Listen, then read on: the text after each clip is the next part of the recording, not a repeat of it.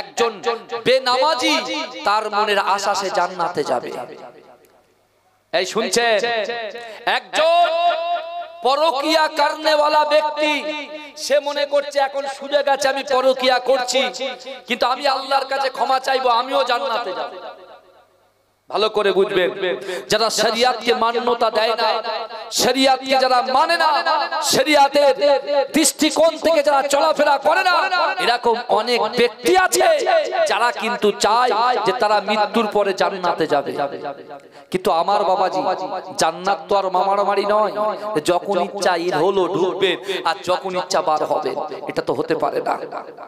তাই আজকে যারা জাহান্নামের রাস্তার দিকে আছে, জাহান্নামে প্রবেশ করবে, আমার রাসূলুল্লাহ সাল্লাল্লাহু আলাইহি ওয়াসাল্লাম মক্কার জমিনে আমার রাসূলুল্লাহ সাল্লাল্লাহু আলাইহি ওয়াসাল্লাম পবিত্র আল কোরআন দিয়ে আবু কুবাইস পাহাড়ের নিচে আল্লাহর রাসূল যখন রাতের অন্ধকারে কোরআন পড়তে শুরু করলো, এই যুবকেরা বিশ্বাস করো, আল্লাহর রাসূলের এই মধুর বাণী, আল্লাহর রাসূলের এই সুন্দর তিলাওয়াত শুনে তৎকালীন যুগে কাফের বেঈমান অর্থাৎ আবু জেহেল, আবু লাহাব, উতবা, মুগিরা, আবু সুফিয়ান, এরা সকলে আল্লাহর রাসূল সাল্লাল্লাহু আলাইহি ওয়াসাল্লামের কোরআন শুনে, আল্লাহর কোরআন শুনে তারা সকলে আল্লাহর রাসূলের পাশে গোল করে ঘিরে বসেছে, বসে বসে কোরআন শ্রবণ করেছে। জোরে বলুন, জোরে বলা যাবে না?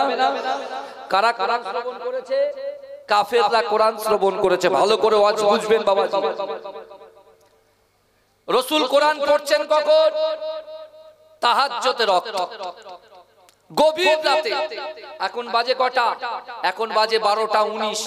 ভালো করে বুঝবেন, 12টা 19, অনেক পরে রাসূল সাল্লাল্লাহু আলাইহি ওয়াসাল্লাম একেবারে গভীর রজনীতে যখন মানুষ নিদ্রায় থাকে নিমগ্ন, সেই টাইমে আল্লাহর রাসূল কোরআন পড়ছেন। জোরে বলুন।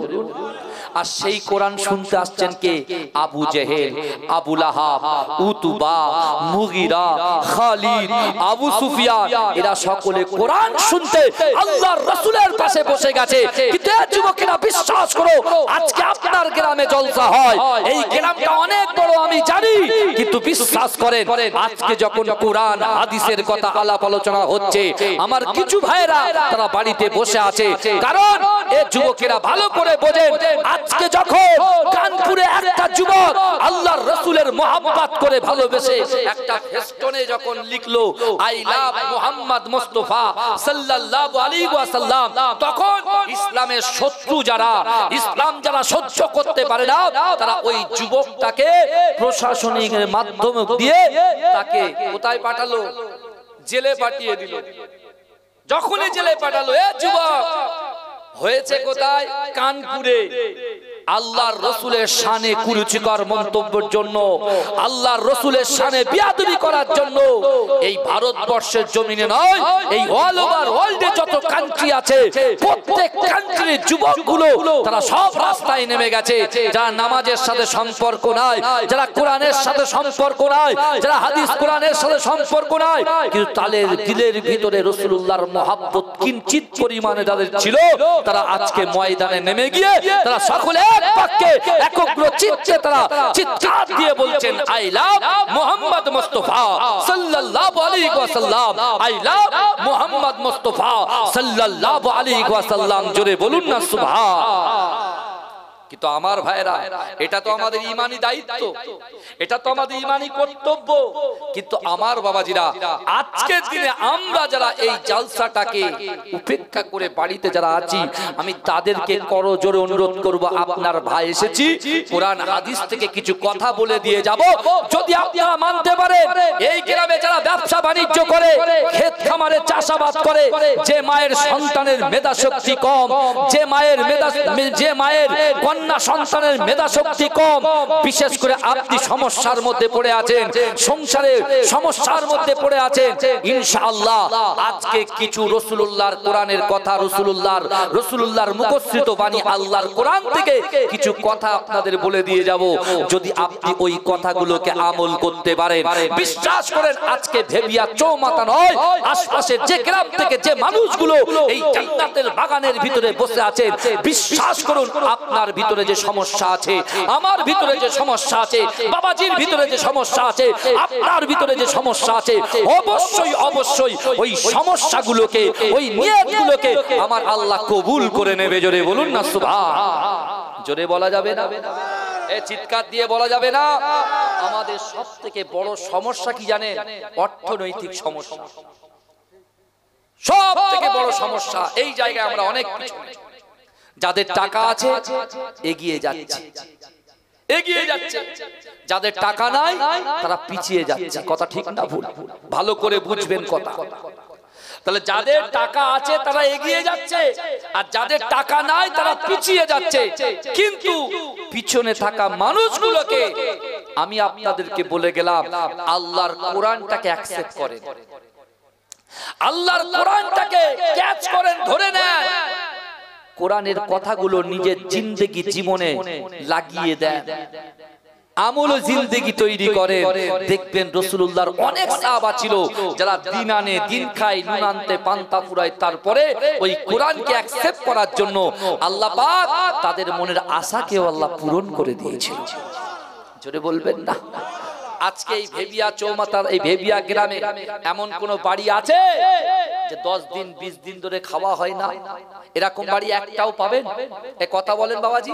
আরে কার ওসিলায় আল্লাহ রিজিক দিচ্ছে, কার ওসিলায় আল্লাহ রুজি দিচ্ছে, একটু ভালো করে বুঝতে হবে।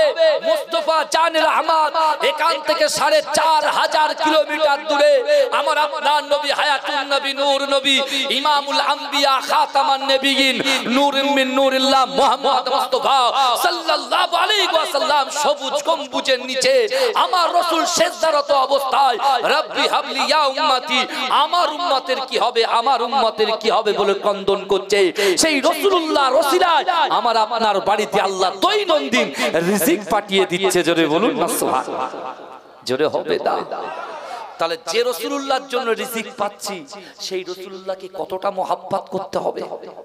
আপনার রাতে ফেসবুক না খুললে ঘুম হয় না, হোয়াটসঅ্যাপে বন্ধুর সঙ্গে কথা না বললে ঘুম হয় না, হ্যাঁ ভিডিও কলে কথা না বললে ঘুম হয় না, গেম না খেললে আপনার মনটা ছটফট করে। তাহলে আপনার মোবাইলের সাথে বন্ধুত্ব হয়ে গেছে, ফেসবুকের সঙ্গে বন্ধুত্ব হয়ে গেছে, ইউটিউবের সঙ্গে বন্ধুত্ব হয়ে গেছে। কিন্তু যত তুমি ফেসবুকের সঙ্গে বন্ধুত্ব করবে, যত ইউটিউবের সঙ্গে বন্ধুত্ব করবে, যত হোয়াটসঅ্যাপের সঙ্গে বন্ধুত্ব করবে, আস্তে আস্তে রিজিক উঠে যাবে।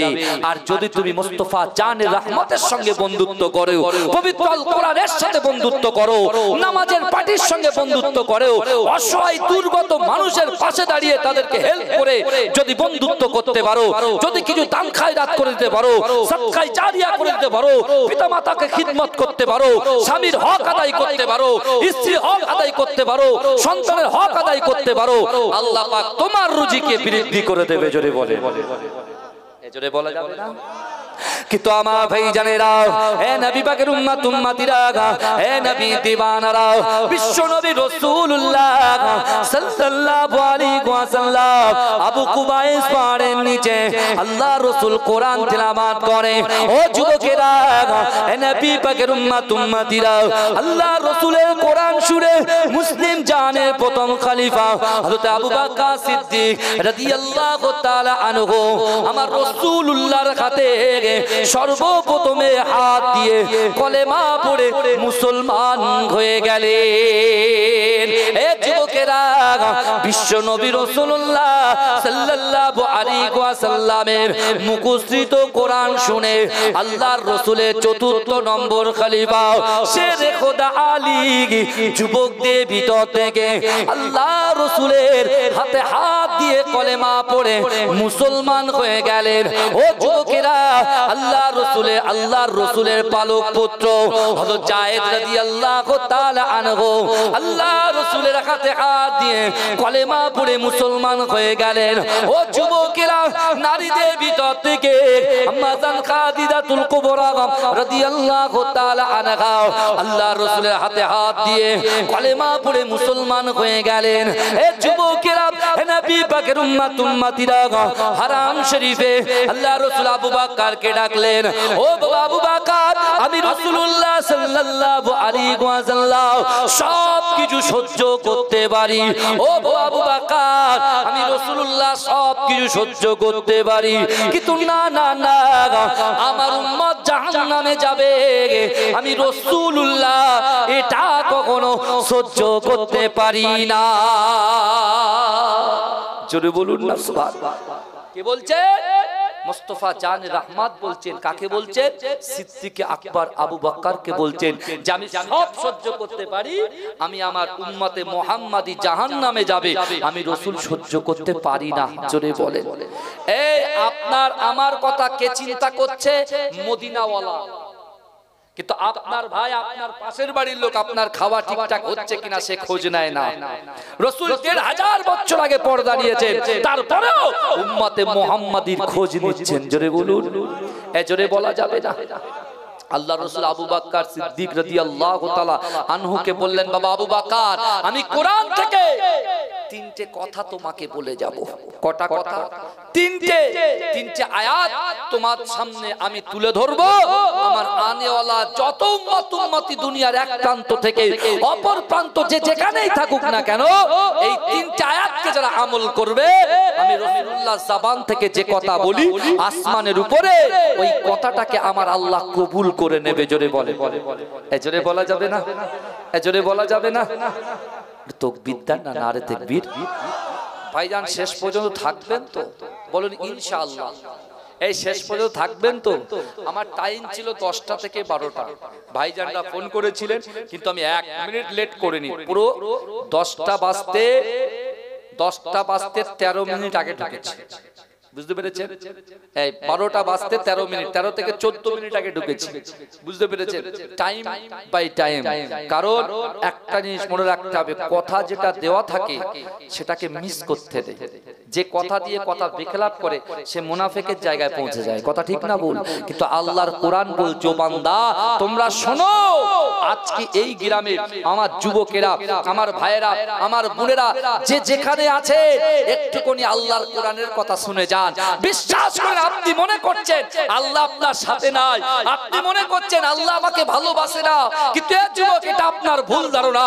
শয়তান আপনার প্ররোচনা দিয়ে তোমার নফস থেকে এই কথাগুলোকে উইথড্র করছে, বার করে নিচ্ছে। একটুখানি ওই শয়তানকে তাড়াতে হবে।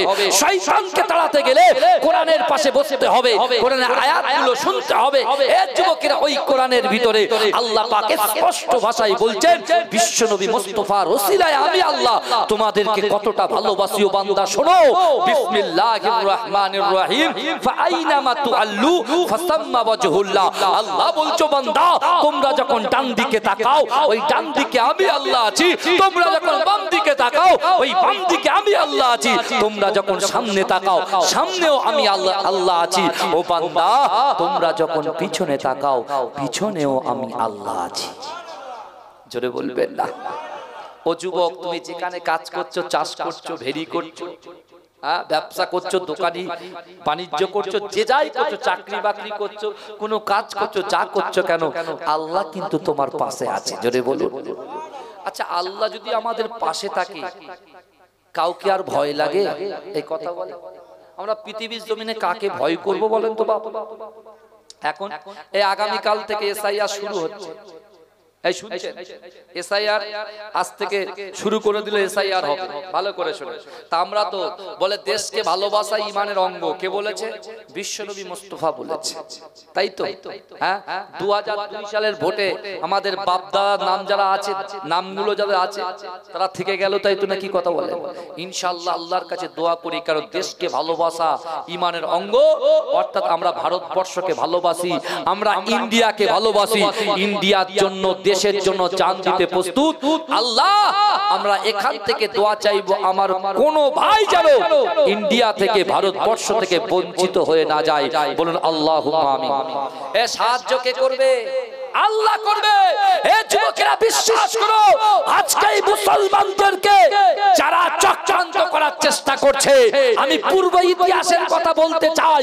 বিশ্বাস করেন, আবরাহা বাদশা নাম শুনেছে। ওই আবরাহা বাদশা কাবা শরীফকে ধ্বংস করার জন্য চক্রান্ত করেছিল, নিয়ত করেছিল। তৎকালীন সময়ে মক্কার লিডার ছিল আল্লাহর রাসূলের দাদু আব্দুল মুত্তালিব। এই যুবকেরা ভাইরা বিশ্বাস করেন, ওই আব্দুল মুত্তালিবের প্রচুর উট ছিল, উট দুম্বা ছিল প্রচুর। আবরাহা বাদশা বলছে, তার মন্ত্রীকে বলছে, যাও মক্কায় প্রবেশ করো, মক্কার আবহাওয়াটা দেখো, মক্কার মানুষদেরকে যাচিন্দা করো, কারণ আমি যে কাবা শরীফটা ধ্বংস করব, ওদেরকে এই সংবাদ দাও যে মক্কার মানুষকে আমি ক্ষতি করব না, আমি শুধু কাবা আসবো, কাবা শরীফটা ধ্বংস করে বেরিয়ে যাব। এই শুনছে, এই ওর মন্ত্রীরা এসছে, কার? আবরাহা বাদশা। আবরাহা বাদশার মন্ত্রীরা এসছে, এসে কি করছে? রাসূলুল্লাহর দাদু আব্দুল মুত্তালিবের 200 উট দেখে এত লোভ লেগে গেছে, ওরা কি করেছে? ওই 200 উটকে লুণ্ঠন করে নিয়ে চলে গেছে। কোথায়? আবরাহা বাদশার দরবারে নিয়ে গেছে। কিছুদিন যাওয়ার পরে আবরাহা বাদশা হস্তি বাহিনী রেডি করছেন। কি করবে? কাবা শরীফ অ্যাটাক করবেন। এই যুবক ভালো করে শোনো, 3টি আয়াতের কথা বলছি, ওই আয়াতের ভিতরে সব পেয়ে যাবে ইনশাআল্লাহ। এটা তাকবীর দেন, নারে তাকবীর। মন ভাঙবে না আমার সোনার ভাইরা, আমার যুবকেরা। জিন্দেগি আজ আছি তো কাল নেই। বাঁচতে যদি হয় বাঘের মতো বাঁচবেন, বিড়ালের মতো বাঁচতে যাবেন না, এটা মাথায় রাখবেন। এই শোনেন, আমরা নিজেরা বলি ও বেকা, ও টেরা, ও কালো, ও ফর্সা, ও অমুক, ও তমুক, আর আমি রাকিবুল আজিজ বলি না। আল্লাহর কোরআন বলছে আল্লাহর মখলুক কখনো খারাপ হতে পারে না। জোরে বলে, আল্লাহর সৃষ্টিজীব কখনো খারাপ হতে পারে না। আমি ওটা পরে আসছি। কিন্তু আবরাহা বাদশা আবার একবার তার মন্ত্রীকে পাঠিয়েছে, বলছে যাও মক্কার যিনি বড় লিডার তাকে ডেকে নিয়ে এসো, তার সঙ্গে আমার কিছু মাসওয়ারা বৈঠক আছে। তা যাচ্ছেন কে? আমার রাসূলুল্লাহর দাদু আব্দুল মুত্তালিব। তিনি যখন গিয়েছেন, আবরাহা বাদশা আব্দুল মুত্তালিবের ফেস দেখে, তার নুরানি চেহারা দেখে, তার রাজ সিংহাসন থেকে উঠে দাঁড়িয়ে গিয়েছে। জোরে বলে, জোরে বলবেন না? একবারও ক্ষমতা হলো না রাসূলুল্লাহর দাদুর সামনে, ও আবার রাজ সিংহাসনে পুনরায় সিটে বসার ক্ষমতা হলো না। এই শুনছে, তিনিও নিজেই বসেছেন, আব্দুল মুত্তালিবও নিজেই বসেছেন, আবরাহা বাদশাও নিজেই বসেছেন। কি সম্মান দেখেন, কার ইশারায় চলছে? এই জোরে বলেন, কার ইশারায় চলছে? আল্লাহর ইশারায় চলছে। ভালো করে বুঝবেন। ওই সময় আব্দুল মুত্তালিবকে আবরাহা শুরু করেছে, দেখো আপনাদের সঙ্গে আমার বোঝাপড়া নয়, কাবা শরীফের সঙ্গে বোঝাপড়া। যখন এই কথা শুরু করছে, ওই সময় রাসূলুল্লাহর দাদু আব্দুল মুত্তালিব বলছে, বলে শোনেন না, ওসব কথা আমি শুনতে আসিনি। আপনার মন্ত্রীরা গিয়ে আমার 200 উট লুণ্ঠন করে নিয়ে এসছে, অর্থাৎ আপনি ওই 200 উট আমাকে দিয়ে দেন, আমি বাড়ি চলে যাচ্ছি। যেই কথা বলেছে, আবরাহা বাদশা মনে করেছে বিশাল বড় রাজা, মক্কার বড় লিডার, তার পাওয়ার থাকবে, আল্লাহ সে হুঙ্কার করবে যে আমাদের সঙ্গে কাবা ভাঙার আগে আমাদের সঙ্গে যুদ্ধ করতে হবে, তারপরে অন্য কিছু। আব্দুল মুত্তালিব কিছু যখন বললেন না, ওই সময় আবরাহা বলছেন, কার সাথে কথা বলছি? বলে আপনার একটু মনে কষ্ট হয় না যে কাবার মালিককে আপনি ভালোবাসেন, যে কাবা শরীফটা তওয়াফ করেন, দীর্ঘদিন ধরে কাবা শরীফ তওয়াফ করেছেন, আর এখন কাবা শরীফ ভাঙবো, একটু আসর পড়ে না? এই রাসূলুল্লাহর দাদু আব্দুল মুত্তালিব কত সুন্দর অ্যানসার দিয়েছে দেখেন। উনি বলছেন, শোনেন, উটের মালিক হচ্ছে আমি, আর কাবা শরীফের মালিক হচ্ছেন আল্লাহ।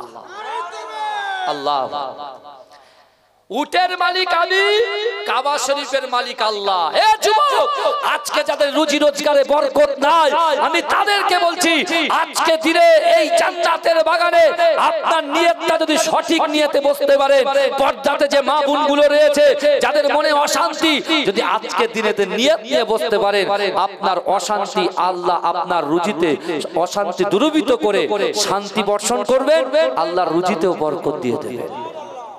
জোরে বলবেন না? জোরে বলবেন। তাহলে আমাদের ভয় দেখাচ্ছে, কিন্তু আমার ভাইরা আবরা বাসার বললে যাও যাও যাও যাও, ওকে উটটা দিয়ে দাও। রাসূলুল্লাহর দাদু যখন উট নিয়ে চলে এসেছে, ওই সময় আবরা বাসা একটা হাতির উপরে সওয়ার হয়েছিল, যে হাতিটার নাম হচ্ছে মাহমুদ হাতি। হাতির নাম কি বললাম? মাহমুদ হাতি। বুঝতে পেরেছেন?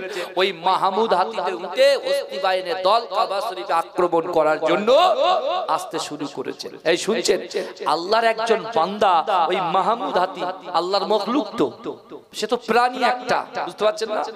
সে একটা মখলুক, তার কাছে গিয়ে বলছে, মাহমুদ তুমি কাকে সওয়ার করে নিয়ে যাচ্ছ? যে আল্লাহ তোমাকে সৃষ্টি করেছে সেই আল্লাহর ঘর ভাঙতে নিয়ে যাচ্ছে। এ যেই বলেছে আমরা মুসলমান, আমরা তো মানুষ, সৃষ্টির সেরা জীব, আমরা ইনসান হচ্ছে সৃষ্টির সেরা, কিন্তু একটা মাখলুক, একজন হাতি, মাহমুদ হাতি, এই কথা যখন শুনেছে সাথে সাথে নিজের জায়গায় বসে গেছে। জোরে বলে, জোরে বলবে, নিজের জায়গায় যখন বসে গেছে, ওই সময় ওই মাহমুদ হাতিকে আবরা বাসার দলেরা প্রচুর আঘাত করেছে, কিন্তু মাহমুদ হাতি একটা বারও উঠে দাঁড়ালেন না। জোরে বলুন। যখন তাকে মক্কা থেকে তার মাথাটাকে ঘুরিয়ে সিরিয়ার দিকে করে দিচ্ছে, মাহমুদ হাতি উঠে ছুটতে শুরু করছে। আবার যখন জোর জবরদস্তি তাকে মক্কার দিকে করছে, আবার সে বসে যাচ্ছে। জোরে বলবেন না। আল্লাহ কোরআনে বলছে, আলাম তারা আন্নাল্লাহা ইসাববিহু লাহু মান ফিস সামাওয়াতি ওয়াল আরদ ওয়াত তায়রু সাফা কুল্লুন ক্বাদ আলিমা সালাতাহু ওয়া তাসবিহা আল্লাহু আলিমুম বিমা ইয়াফআলুন। আল্লাহ বলছে, ও বান্দা, আমি আল্লাহ তোমাদেরকে দুটো করে চোখ দিয়েছি, ওই চোখ দিয়ে তোমরা যখন আসমানের দিকে তাকাও, ওই আসমানের দুটানা বিশিষ্ট পাখি তোমরা দেখতে পাও। ও বান্দা শোনো, ওই পাখিগুলো ততক্ষণ পর্যন্ত উঠতে পারে না যতক্ষণ আমি আল্লাহ নাম জপতে জপতে উঠতে থাকে। জোরে বলে, আল্লাহ জিকির করতে করতে আল্লাহর মাখলুকরা ওড়ে। জোরে বলুন। মাহমুদ হাতি যখন বসে গেল, আর ওদিকে আবরা যখন কাবা শরীফে অ্যাটাক করলো, আলাম তারা কাইফা ফাআলা রাব্বুকা বিআসহাবিল ফিল, অর্থাৎ ঝাঁকে ঝাঁকে আল্লাহ পাক পাখি, ঝাঁকে ঝাঁকে পাখি পাঠিয়ে দিয়ে আল্লাহ পাক তিনটে কড়াই দানা পরিমাণ তিনটে পাথর ওই পাখির ঠোঁটে আর দুটো কোথায় বলেন পায়ে দিয়ে ওই হস্তি বাহিনীর উপরে অ্যাটাক শুরু করে দিলেন। বলা হচ্ছে তাফসীরের মধ্যে এসেছে, যা যেখান থেকে ওই কলাইয়ের দানা পরিমাণ যে পাথর যার যে ভিতর থেকে ঢুকেছে, তার নাড়ি ভুড়ি পার করে আল্লাহ নাস্তা নাবুদ করে দিয়েছে। জোরে বলবেন না, এই জোরে বলবেন না আমার সোনার ভাইরা। তাই আমি আপনাদেরকে বলতে চাই, আল্লাহর রাসূল সাল্লাল্লাহু আলাইহি ওয়াসাল্লাম কাবা বাইতুল্লাহ শরীফে আবু কুবাইস পাহাড়ের নিচে আবু বকরকে ডেকেছে, আলীকে ডেকেছে, সাহাবাদের ডেকে বলছে, আমি রাসূলুল্লাহ বলছি তোমাদের অসম্ভবকে আল্লাহ সম্ভব করবে যারা এই তিনটি আয়াতকে আমল করবে। আমার ভাই জানেরা, হে নবী পাকের উম্মত উম্মতিরা, হে নবী দেবানারা, বিশ্ব নবী রাসূলুল্লাহ সাল্লাল্লাহু আলাইহি ওয়াসাল্লাম সাহাবাদেরকে জানিয়ে দিলেন, ও আমার সাহাবারা, আল্লাহর কোরআন জানিয়ে দিয়েছে, বিসমিল্লাহির রহমানির রহিম, ইয়া আইয়ুহাল্লাযীনা আমানুত্তাকুল্লাহ ওয়া কুনু মাআস সাদিকিন।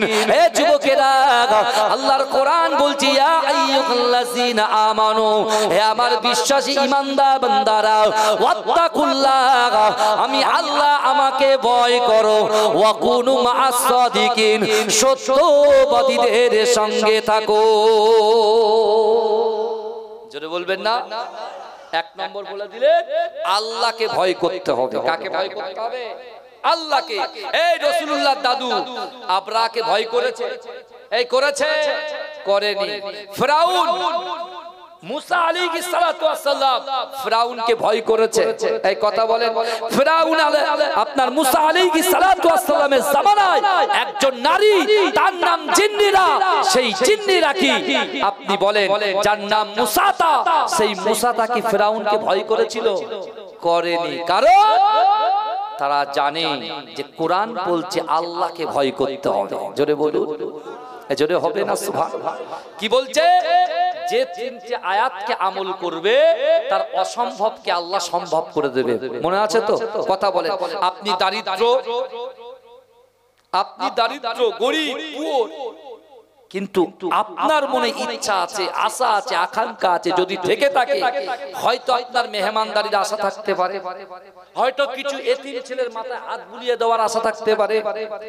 এই শুনছেন কথা বলে না, হয়তো আপনার বহু আশা থাকতে পারে, সেটা আল্লাহ তো অন্তর্যামী, সবার মনের আশা আল্লাহ জানে, কথা ঠিক না ভুল?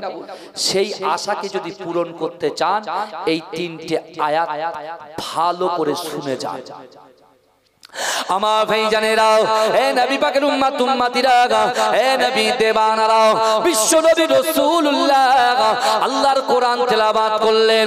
বিসমিল্লাহির রহমানির রহিম, কুল ইন কুনতুম তুহিব্বুনাল্লাহ ফাত্তাবিউনি ইউহিব্বুকুমুল্লাহ। আল্লাহ বলছে হাবিব, আমি আল্লাহকে যারা ভালোবাসতে চায়, ইত্তেবা করতে চায়, আমাকে ভালোবাসার আগে আপনাকে যেন মোহাব্বত করে, আপনাকে যেন ভালোবাসে। ও যুবকেরা, হে নবী পাকের উম্মত উম্মতিরা, তৃতীয় নম্বর আল্লাহ রাসূল বললেন আকিমুস সালাত, আকিমুস সালাত, আকিমুস সালাত, নামাজ, নামাজ, নামাজ। ও যুবকেরা, ভালো করে বোঝার চেষ্টা করেন।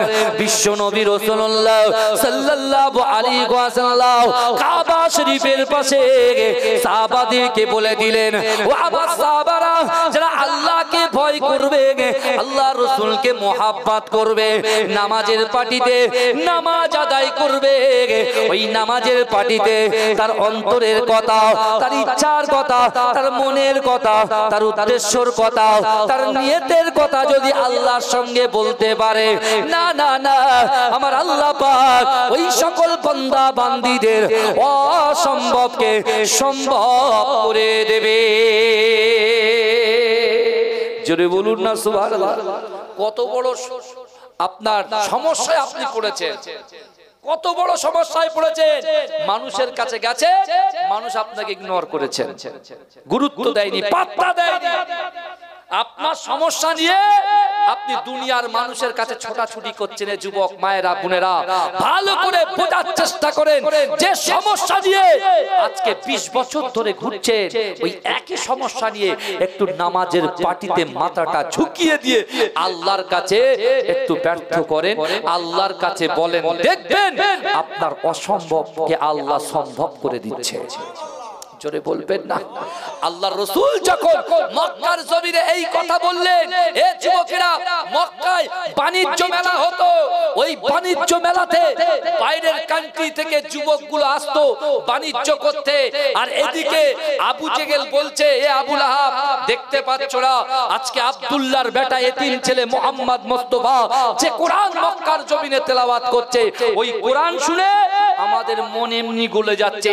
আর আমাদের মন যদি গলে যায়, কোরআনের প্রতি আকৃষ্ট যদি আমরা হয়ে যাই, তাহলে আমাদের অনুসারী যারা আছে তারা আমাদেরকে ছেড়ে আব্দুল্লাহর বেটা মুহাম্মদ মুস্তাফার হাতে হাত দিয়ে কলেমা পড়ে মুসলমান হয়ে যাবে। জোরে বলুন না সুবহানাল্লাহ। তাহলে যে কোনো মুহূর্তে তাকে আটকাতে হবে, কারণ এই উদ্বা বলছে কিছুদিন পরে বাণিজ্য মেলা হবে, আর ওই বাণিজ্য মেলা থেকে আউট অফ কান্ট্রি থেকে আপনার লোকজন আসবে।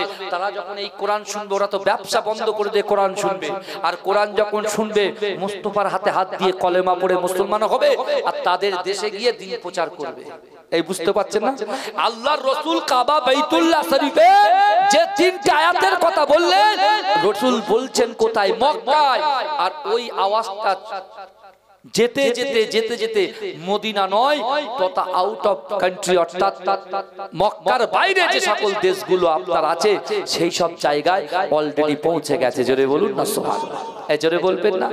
জোরে বলা যাবে না সুবহানাল্লাহ? অনেকে আমরা পীর ভক্ত মানুষ, আমরা বসিরহাট আল্লামা হুজুরকে মানি, তাই না? কথা বলে না? আমরা মাঝরাটি পীর সাহেব হুজুরকে মানি।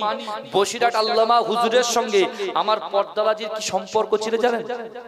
আমার পর্দাদাজি হচ্ছে মুজাদ্দেদ জামান দাদা হুজুর পীর কেবলার খলিফা। বসিরহাট আল্লামা হুজুর যেমন মুজাদ্দেদ জামানের খলিফা, আমার পর্দাদাজি মাঝরাটি যিনি পীর সাহেব, ওই পীর সাহেবের আব্বু হচ্ছেন মুজাদ্দেদ জামানের খলিফা। মুজাদ্দেদ জামান দাদা হুজুর পীর কেবলার ডান দিক বাদিকে সব থেকে বেশি দেখা যেত দুইজনের, একটা হচ্ছে বসিরহাট আল্লামা রুহুল আমিন শাহ রাহমাতুল্লাহ আলাইহি, আর একটা হচ্ছে আহমদ আলী হামিদ শাহ জালালি রহমাতুল্লাহ আলাইহি। এখানে প্রশ্ন আসতে পারে, হুজুর এই নামটা তো অনেক পরে শুনছি, আপনি কি করে বলছেন? আচ্ছা কি করে বলছি তাহলে একটু মিলিয়ে নেন। মুজাদ্দিদ জামান দাদা হুজুর পীর কেবলা রাহমাতুল্লাহ আলাইহির খলিফা বসিরহাট আল্লামা রুহুল আমিন শাহ রাহমাতুল্লাহ আলাইহি তিনি কিতাব লিখেছেন। জোরে বলবেন না? কিতাব লিখেছেন, বহু কিতাব তিনি লিখেছেন। হ্যাঁ, তিনি কিতাব লেখাতে সব সময় পারদর্শী ছিলেন, বুঝতে পেরেছেন? আর আমার পরদাদা আহমদ আলী হামিদ জালালি তিনি কি করতেন?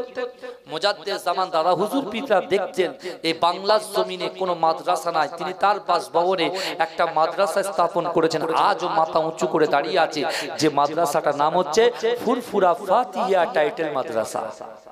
এই মাদ্রাসার ভিত যখন প্রথম খুঁড়ছেন মুজাদ্দিদ জামান দাদা হুজুর পীররা কোদাল মারলেন, বসিরহাট আল্লামা হুজুর কোদাল মারলেন, আমার পদ্দাদা আহমদ আলী হামিদ জালালিও কোদাল মারলেন, আরো খলিফাগণেরাও কোদাল মেরেছিলেন। জোরে বলুন।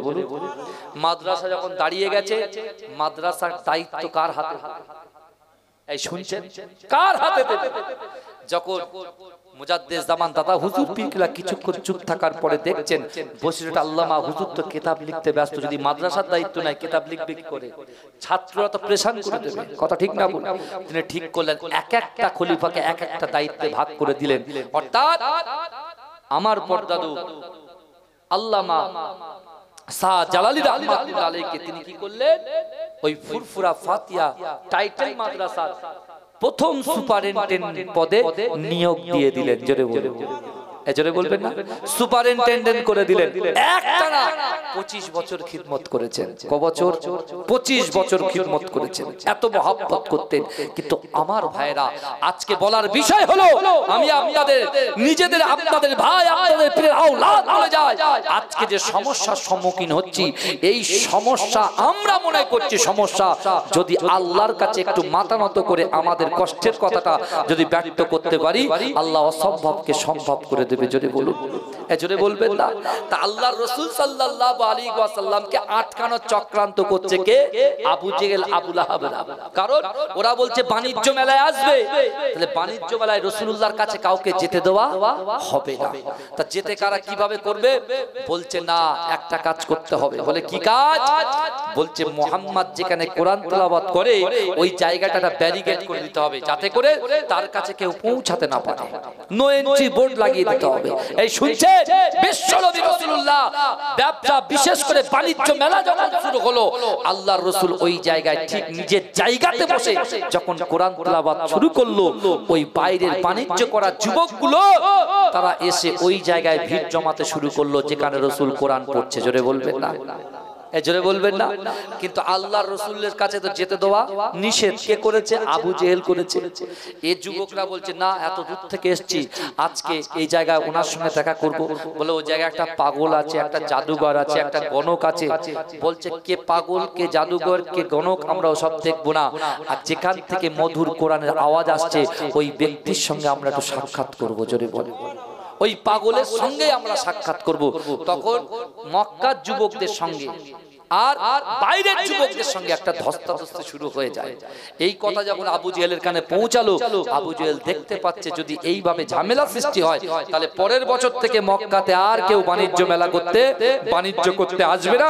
মক্কা কিন্তু অর্থ সংকটের মধ্যে পড়ে যাবে। তাই তিনি কি করলেন? তাড়াতাড়ি হুকুম দিলেন যে যাও, ছেড়ে দাও, মুহাম্মদ মুস্তাফার কাছে যেতে দাও। জোরে বলুন। কার ইশারায় হচ্ছে?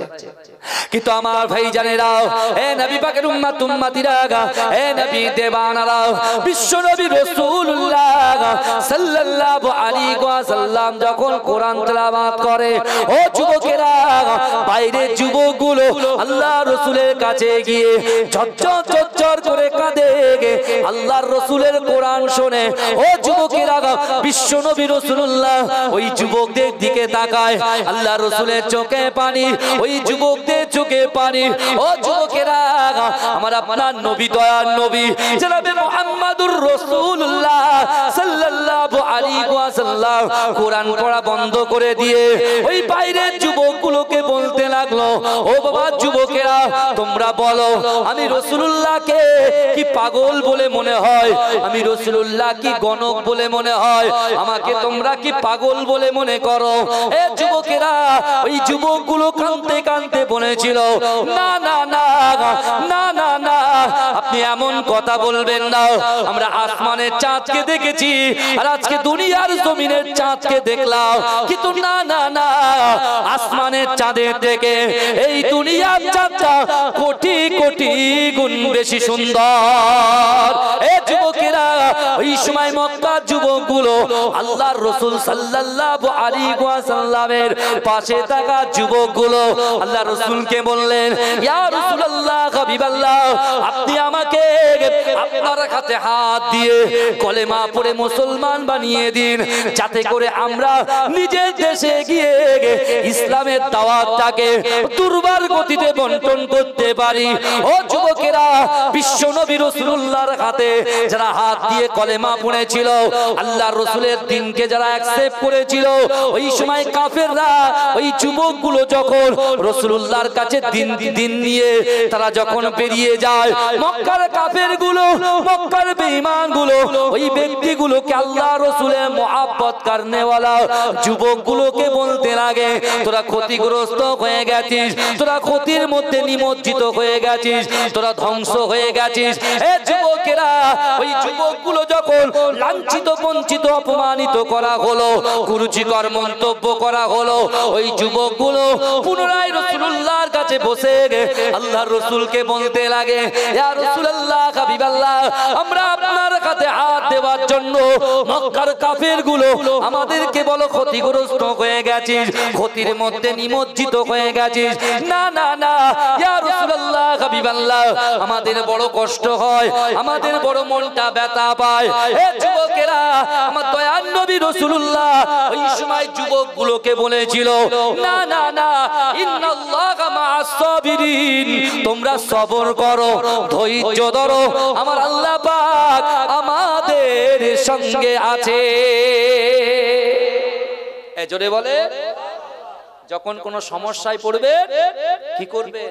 সবর ইখতিয়ার করবেন, দেখবেন সবর করবেন তো আল্লাহর সাহায্য অবশ্যই আসবে। জোরে বলুন। এখন আমি রাসূলুল্লাহর হাতে হাত দিয়ে কলেমা পড়ে মুসলমান হলাম, দিন শিখলাম, নামাজ পড়লাম, মা গুলো পর্দা করলো, আর এখন যদি যারা পর্দা করে, যারা নামাজ পড়ে, যারা কোরআন তেলাওয়াত করে, যারা সাদকায়ে জারিয়া করে, দান খায়রাত করে, যদি কোনো মানুষ তাদেরকে কুরুচিকর মন্তব্য করে, তাদের কষ্ট হবে কি হবে না? এই কথা বলেন। বলে কিসের জন্য দান করলি? ও দান কেউ করে নাকি? মানুষ মরে গেল তো সব হয়ে গেল। অনেকে বলে না আমরা কবর জিয়ারত করি, অনেকে বলে কবর জিয়ারত করছিস কেন? কবর জিয়ারত করা বেদাত। বলে তোরা পীর মানিস, পীরটি কি কোরআনে আছে নাকি? এ অনেকে বলে পীরটি কি কোরআনে আছে নাকি? এ পীর মানা বেদাত। সব দিকে বেদাত চালিয়ে দিচ্ছে। কিন্তু এ যুবক ভালো করে শোনো, মক্কার জমিনে বাইরে থেকে যুবকগুলো আল্লাহর রাসূলের হাতে হাত যখন দিয়েছে, তখন মক্কারি কাফেরগুলো বলছে তোরা ক্ষতিগ্রস্ত হয়ে গেছিস। আল্লাহ সহ্য করতে পারলেন না, জিবরাইলকে বলছে, জিবরাইল যাও, আমি আল্লাহ সূরা আসরটাকে আমার রাসূলুল্লাহর উপরে নাজিল করে দিলাম। জোরে বলুন না সুবহানাল্লাহ। তার অ্যানসারটা আমার হাবিবুল্লাহর জবান থেকে বার করে দাও। যারা আমার হাবিবুল্লাহকে মহব্বত করেছে, ভালোবেসেছে, প্যার করেছে, তারা কখনো ক্ষতিগ্রস্ত হতে পারে না। জোরে বলুন না সুবহানাল্লাহ। আল্লাহ জিবরাইলকে দিয়ে সূরা আসর, আপনি দেখেন কোরআন শরীফের 30 পারার একটা ছোট্ট সূরা, যে সূরার নাম সূরা আসর, আপনি পড়ুন, ওয়াল আস ইন্নাল ইনসানা লাফি খুস ইল্লাল্লাযিনা আমানু ওয়া আমিলুস সলিহাতি ওয়া তাওয়াসাউ বিল হক ওয়া তাওয়াসাউ বিস সাবর। আল্লাহ কি করলেন? আল্লাহ প্রথমে কসম খেলেন। এই শুনছেন আপনারা? প্রথমে কি খেলেন? কসম খেলেন। আসরের কসম খেলেন, সময়ের কসম খেলেন। আল্লাহ কসম খেয়ে বলছেন, ইন্নাল ইনসানা লাফি খুস, নিশ্চয় মানুষ ক্ষতিগ্রস্ত। এই শুনছেন? নিশ্চয় মানুষ ক্ষতির মধ্যে নিমজ্জিত। তারপরে আমার আল্লাহ বলছেন, ইল্লা, তারা ক্ষতিগ্রস্ত নয়, আল্লাযিনা আমানু, যারা ঈমান এনেছে। জোরে বলুন। জোরে হবে না ভাই, একটু চিৎকার দিয়ে হবে না?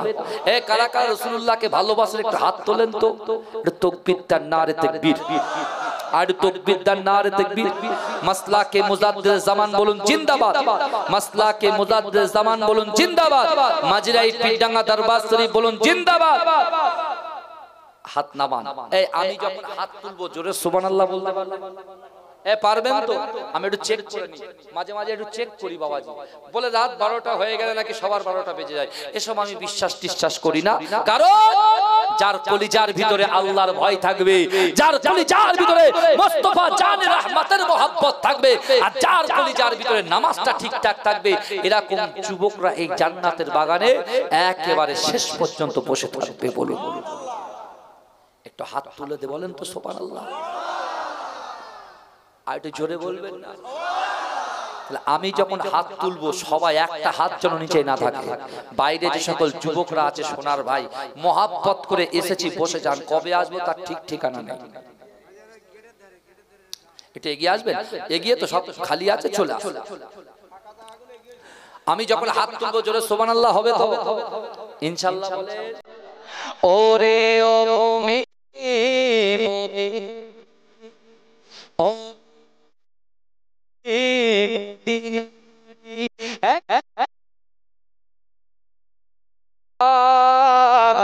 মাঝখানে আমার নবী জিন্দা শুয়ে আরো জোরে বলতে হবে, রাসূলুল্লাহর মহব্বতে বলতে হবে। আমরা দুনিয়ার কোন নেতাকে ভয় পাই না, ভয় যদি করতে আল্লাহকে করেন, করার মতো করেন, এমন জোরে আল্লাহর আওয়াজটা করবেন যে কটা বাইরে শুয়ে আছে, কম্বল গরম করছে, শীত ছোট ছোট পড়ছে, সব যেন উঠে চলে আসে। এই বুঝছেন? আল্লাহ বলছো বান্দা নাহনু আকরাবু ইলাইহি মিন হাবলিল ওয়ারিদ, ও বান্দা শোনো, আমি আল্লাহ তোমাদেরকে এতটা ভালোবাসি, তোমার ঘাড়ের শিরা উপশিরা থেকে অতি নিকটবর্তী আমি আল্লাহ তোমার সাথে থাকি। জোরে বলে। রিজিক দেনেওয়ালার মালিক কে? ইজ্জত দেওয়ার মালিক কে? তুমি কালকে সকালবেলা বাইক নিয়ে বার হবে, সাইকেল নিয়ে বার হবে, বাসে বার হবে, হ্যাঁ হেঁটে হেঁটে যাবে, পয়সা কামাবে 700 টাকা, 500 টাকা, 600 টাকা, 700 টাকা, সেই রিজিক দেওয়ার মালিক কে? তাহলে সে আল্লাহকে খুশি করবে না? মানুষকে খুশি করছো, হ্যাঁ বন্ধুকে খুশি করছো, তা আল্লাহকে খুশি করবে? আল্লাহকে খুশি করলে, এই আল্লাহকে খুশি করলে, আল্লাহকে খুশি করলে কি পাও আমি পরে আসছি, ভালো করে শোনেন। কিন্তু হাত যখন তুলবো চিৎকার দিয়ে, গর্জন দিয়ে বলবেন সুবহানাল্লাহ। মনে থাকবে? ও কিয়ামতের দিন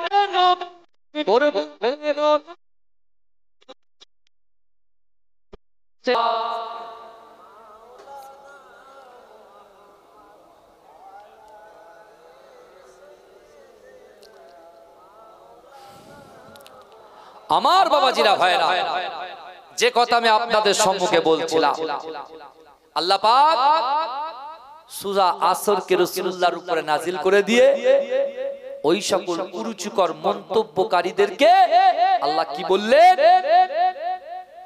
আল্লাযীনা আমানু ওয়া আমিলুস সালিহাতি ওয়া তাওয়াসাউ বিল হক ওয়া তাওয়াসাউ বিস সাবর, যারা ঈমান এনেছে, সৎ কাজ করেছে, হকের উপরে যারা প্রতিষ্ঠিত, ওয়া তাওয়াসাউ বিস সাবর, যারা সবর করেছে, তারা কখনো ক্ষতিগ্রস্ত হতে পারে না। জোরে বলেন। এর বাইরে যারা, তারাই হচ্ছে ক্ষতিগ্রস্ত। এই শুনছেন? যখন এই কথা শুনেছে কাফেররা দারুন নাদওয়াতে বসে তারা রাসূলুল্লাহকে মারার যখন চক্রান্ত করেছে, আল্লাহ বলছে জিবরাইল যাও আমার হাবিবুল্লাহকে বলো এক্ষুনি আমার হাবিব যেন মক্কা ছেড়ে ইয়াসরিবের জমিনে চলে যায়। এই শুনছেন? আল্লাহর রাসূলের কাছে জিবরাইল যখন, ভাইজান বসেন না, বসেন এখানে, বসেন আমার পাশে, এখানে বসেন, আরে চেপে যান তো বাবা, এটা চেপে যান, ভালো করে শোনেন।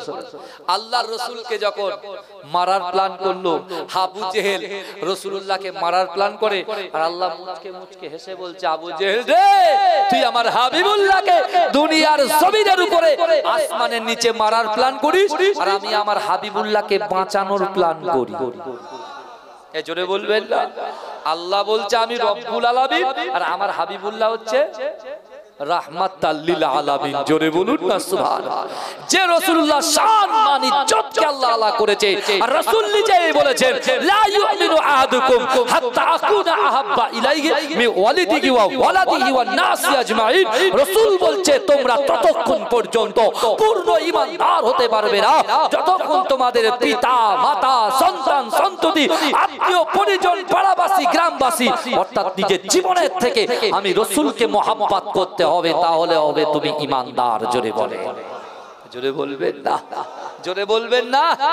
আল্লাহ রাসূল শিক্ষা দিয়ে গেলেন যখন মক্কা রাসূলুল্লাহকে আল্লাহ ছাড়তে বলেছে, আল্লাহ রাসূল তার কিছুদিন আগে বলছে ও আমার সাহাবারা ও আম্মা সাইলা ফালা তানহার, যদি কোনো মানুষ কোনো সাইল কোনো ব্যক্তি কোনো মানুষের কাছে হাত পাতে ওই হাতটাকে তোমরা কখনো ফেরত দেবে না। জোরে বলে, কে শিখিয়ে দিচ্ছেন? রাসূলুল্লাহ কোরআন থেকে শিক্ষা দিচ্ছেন, আমল করতে হবে। কিন্তু আমার ভাইরা আল্লাহ রাসূল জিবরাইলকে বলছে জিবরাইল আমি মক্কা ছাড়তে পারবো না। বলছে কেন? আল্লাহকে জিজ্ঞাসা করো, আল্লাহ তো অন্তর্যামী। এই রাসূল আল্লাহকে বলছে আল্লাহ আমি তো যদি আপনি আমাকে মক্কা ছাড়তে বলছেন, যদি আমি মক্কা ছেড়ে দিই কাবা শরীফ তওয়াফ করার ইচ্ছা হলে কাবা শরীফটা তওয়াফ করব কেমন করে? মাকামে ইব্রাহিমের পিছনে নামাজ পড়ার যদি ইচ্ছা হয় নামাজ পড়বো কি করে?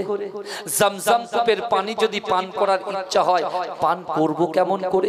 সাফা মারওয়া সাই করার যদি ইচ্ছা হয় সাই করব কেমন করে? আর আল্লাহ এমন একটা জায়গায় যেতে বললেন ইয়াসরিব কা মানা আতা है কি যেখানে রোগ উৎপত্তি হয় ওই জায়গায় পাঠাচ্ছেন। আল্লাহ বলছেন হাবিব এই ব্যাপার শুনেন না, আমি আল্লাহ আপনার কদম মোবারকের শান মান ইজ্জতকে আমি আল্লাহ এত আলা করেছি। হাবিব আপনি একবার মক্কা থেকে ইয়াসরিবের জমিনে আপনার কদমটা জমিনে টাচ করুন, আপনার কদমের শান মান ইজ্জতে আমি আল্লাহ আপনার কদমটা আপনার পা মোবারকটা যখন ইয়াসরিবের জমিনে পড়বে ইয়াসরিবের জমিনের নামটাকে চেঞ্জ করে দিয়ে আমি আল্লাহ মদিনা শরীফ বানিয়ে দেব। জোরে বলে মদিনা শরীফ বানিয়ে দেব। এই রাসূলুল্লাহ যাচ্ছেন কোথায়? মদিনায়। আল্লাহর রাসূল কদম ফেললেন, আল্লাহর নাম দিয়ে দিলেন মদিনা, সোনার মদিনা। আল্লাহ 18 সালে নিয়ে গেছিলেন, আমি গিয়েছিলাম, বুঝতে পেরেছেন। আমার সফর সঙ্গী হিসেবে কাকে পেয়েছিলাম জানেন? আমার সফর সঙ্গী হিসেবে পেয়েছিলাম মুজাদ্দেদ জামান দাদা হুজুর পীর কেবলার কলিজার টুকরা আওলাদ শাহ সুফি পীর আবু ইব্রাহিম সিদ্দিকী রাহমাতুল্লাহ আলাইহি এবং আমার প্রাণ প্রিয় আমার পীরজাদা সাওবান সিদ্দিকী ভাইজান হুজুর কেবলা। বুঝতে পেরেছেন? আমি সফর সঙ্গীতে পেয়েছিলাম। হুজুর আমাকে বিশ্বাস করুন, হুজুর আমাকে নিজে একটা ইনোভা গাড়ি করে বুঝলেন মক্কা থেকে তায়েফের জমিনে নিয়ে গিয়েছিলেন এবং তায়েফে গিয়ে হুজুর নিজে দোয়া চাইছে, পিছনে আমি আছি। আমাদের মাদ্রাসা বোর্ডের একজন মেম্বার, জঙ্গলপুরের দিকে বাড়ি, বুঝতে পেরেছেন, তার নাম হচ্ছে মুজাফফর, তিনি আছেন। আর পীরজাদা সাওবান সিদ্দিকী ভাইজান হুজুর কেবলা আছেন। হুজুর দোয়া করছেন আর আমরা পিছনে আমিন আমিন করছি। জোরে বলুন না সুবহানাল্লাহ। আমার বয়স কত এখন? এখন আমার বয়স হবে 34। তাহলে 18 সালে গেছি মানে কত অল্প বয়সে গেছি মানে বুঝতে পারছেন তো। আল্লাহ যেন সকলে হজ পাকে যাওয়ার তৌফিক দান করে বলে আল্লাহুম্মা। এই বলবেন না আল্লাহুম্মা আমিন। এই আল্লাহর রাসূল সাল্লাল্লাহু আলাইহি ওয়াসাল্লাম মদিনায় পৌঁছে গেছে। মদিনাতে একটা যুবক, তার নাম হচ্ছে রাসূলুল্লাহর সাহাবা, তার নাম হচ্ছে হযরতে উবাদা। কি নাম বললাম? উবাদা। হাদিস পাকের মধ্যে এসেছে এই উবাদা দিন আনে দিন খায়, নুন আনতে পান্তা ফুরায়। তার অর্থ কত সংকট, কিন্তু সে নামাজ পড়ে। রাসূলুল্লাহ মক্কাতে ওই তিনটে কথা মনে আছে তো আপনার? আল্লাহকে ভয় করতে হবে, রাসূলকে মহব্বত করতে হবে আর নামাজটা সঠিকভাবে আদায় করতে হবে। এই তিনটে কাজ ভালো করে শুনে। এখন এই উবাদা ওই কথা কিন্তু শুনেছে অনেক আগে, ও তখন থেকে আমল করা শুরু করেছে। জোরে বলে, জোরে বলে, চিৎকার দিয়ে বলবেন না। এই রাসূলুল্লাহর মক্কা জীবনে তো মেরাজ হয়েছিল, আমি সেসব জায়গায় যাইনি, গেলে অনেক টাইম লেগে যাবে, কিন্তু ডাইরেক্ট পয়েন্টে আসি। এই উবাদা নামাজের পার্টিতে আল্লাহকে বলছে আল্লাহ আমি তো আপনাকে ভয় করি, আর আমি আমার জীবনের থেকে মুস্তাফা জানে রহমতকে মহব্বত করি, ভালো করে বুঝবেন। আর আমি নামাজ আদায় করি, কিন্তু আল্লাহ যারা নামাজ পড়ে না, যারা রোজা করে না, যারা আল্লাহ আপনাকে মান্যতা দেয় না, আপনার হাবিবুল্লাহকে মানে না, আল্লাহ তাদেরকে আপনি অর্থ সম্পত্তিতে অনেক ভরপুর করে দিচ্ছেন। তা আমি ওবাদা দিন আনি দিন খাই, তা আমার মনেরও একটু ইচ্ছা হয় আল্লাহ আমি একটু দান খায়রাত করতেও চাই, কিন্তু আমি কি আপনি মদিনার যারা নামাজ পড়ে না, রোজা রাখে না, তাদেরকে এত উট দিচ্ছেন, এত দুম্বা দিচ্ছেন, এত অর্থ সম্পত্তি বৃদ্ধি করে দিচ্ছেন, তা আমি উবাদা দিন আনি দিন খাই, আমি আপনাকে ভয় করি, রাসূলকে মহব্বত করি, নামাজের পাটিতে আল্লাহ আপনার কাছে চাইছি, তা আমি কি 4টে উটের মালিক হতে পারবো না?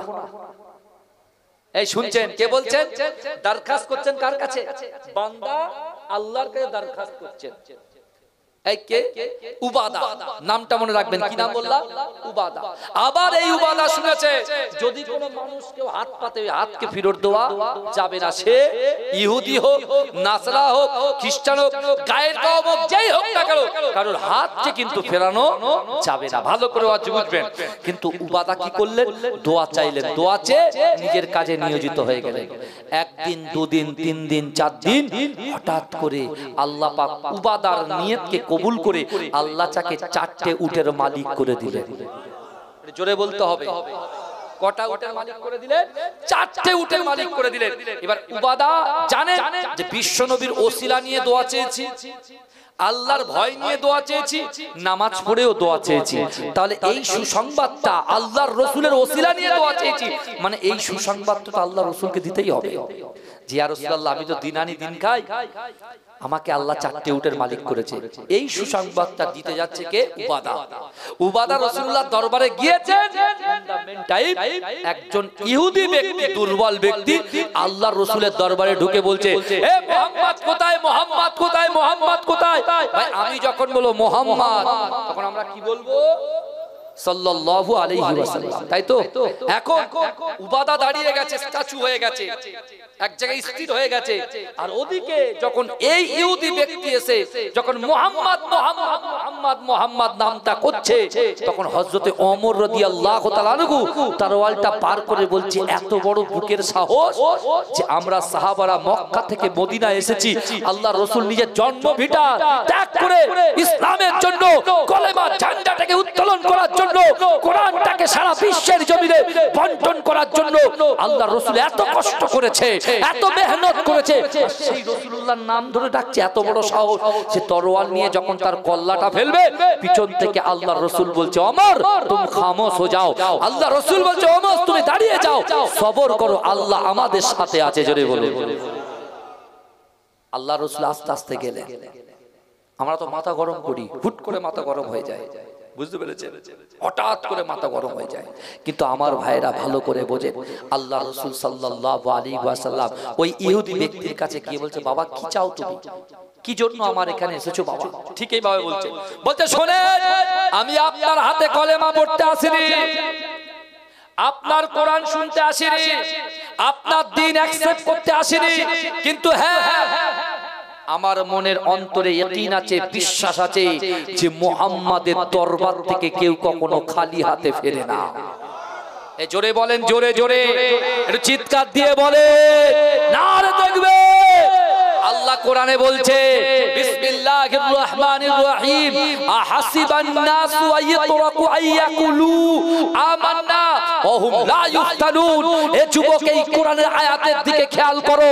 আল্লাহর কোরআন বলছে, বান্দা তোমরা যারা ঈমান এনেছো, তোমরা কি মনে করো আমি আল্লাহ তোমাদেরকে ছেড়ে দেব? ওয়া হুম লা ইফতানুন, আমি আল্লাহ কি তোমাদের পরীক্ষা করব না? পকেটে পয়সা থাকবে, আলমারিতে থাক থাক করে টাকা সাজানো থাকবে, ব্যাংক ব্যালেন্স থাকবে, ইসলামের জন্য, শরিয়াতের জন্য, রাসূলুল্লাহর মহব্বতের জন্য একটা পয়সা পার করবে না, মুখে খাতির করবে রাসূলকে ভালোবাসি, আল্লাহকে ভয় করি। আল্লাহ বলছে, তোমার অর্থকে আমি হ্রাস করে দেব, কমিয়ে দেব, বৃদ্ধি করব না। যদি রাসূলুল্লাহর মহব্বতে কিছু সাদকায়ে জারিয়া করে দাও, তুমি যদি 1 দাও, আমি আল্লাহ 10 দেব। জোরে বলে 1 দিলে 10। এ যুবকের আল্লাহ বলছে, ওয়া হুম লা ইফতানুন, আমি আল্লাহ